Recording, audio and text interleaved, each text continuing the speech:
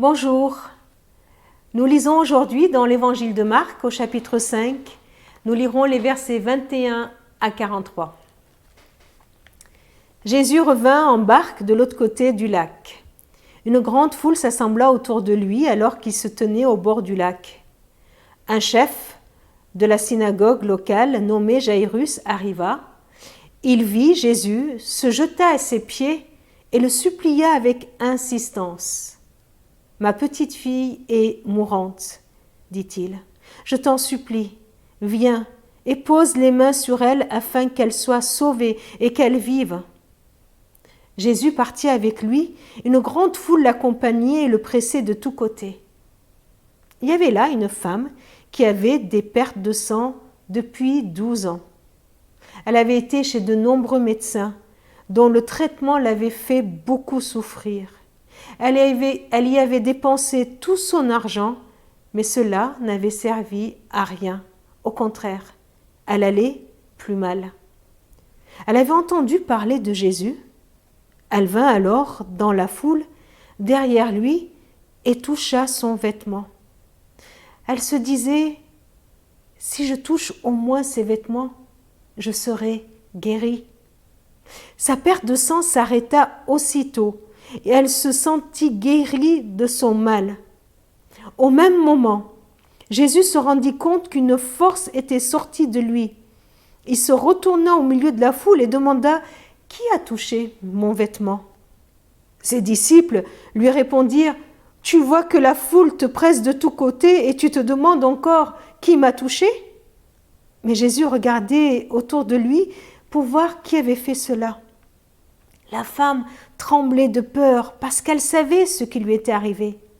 Elle vint alors se jeter à ses pieds et lui avoua toute la vérité.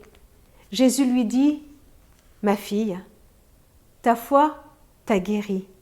Va en paix, délivrée de ton mal. » Tandis que Jésus parlait ainsi, des messagers vinrent de la maison du chef de la synagogue et lui dirent, « Ta fille est morte. Pourquoi déranger encore le maître ?»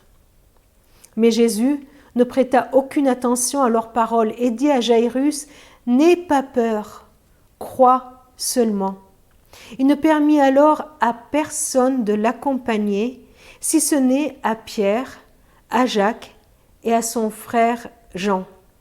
Ils arrivèrent chez le chef de la synagogue où Jésus vit des gens très agités qui pleuraient et se lamentaient à grands cris. Il entra dans la maison et leur dit « Pourquoi toute cette agitation et ces pleurs ? L'enfant n'est pas morte, elle dort. » Mais ils se moquèrent de lui. Alors il les fit tous sortir, garda avec lui le père, la mère et les 3 disciples. Il entra dans la chambre de l'enfant.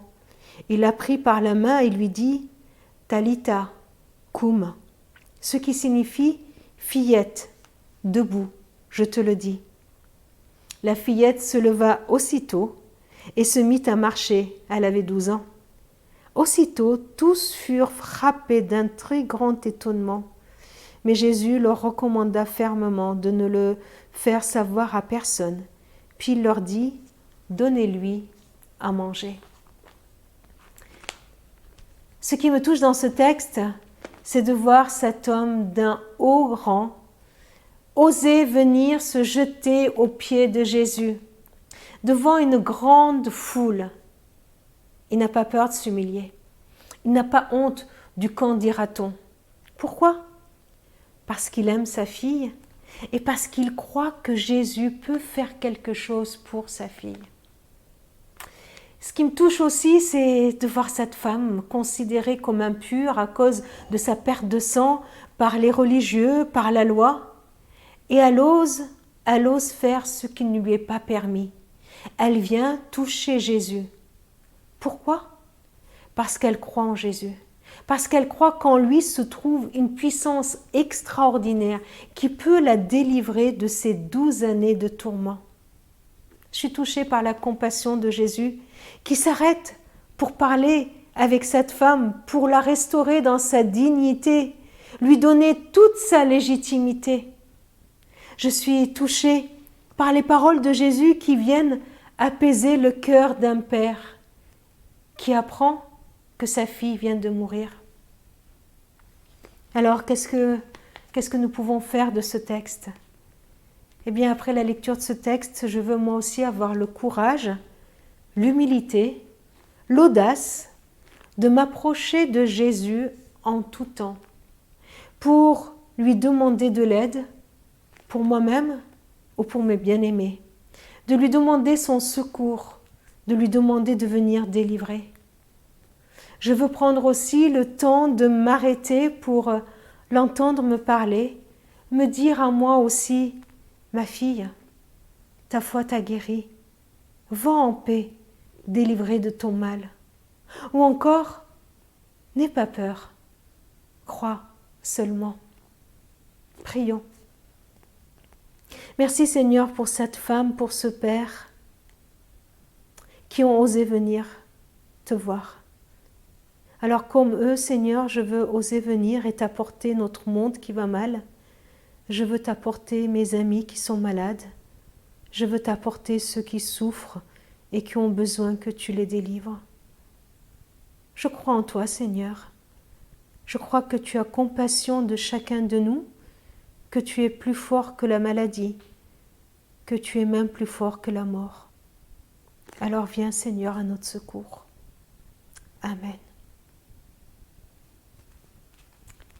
Je vous souhaite une journée dans la paix du Seigneur. À demain.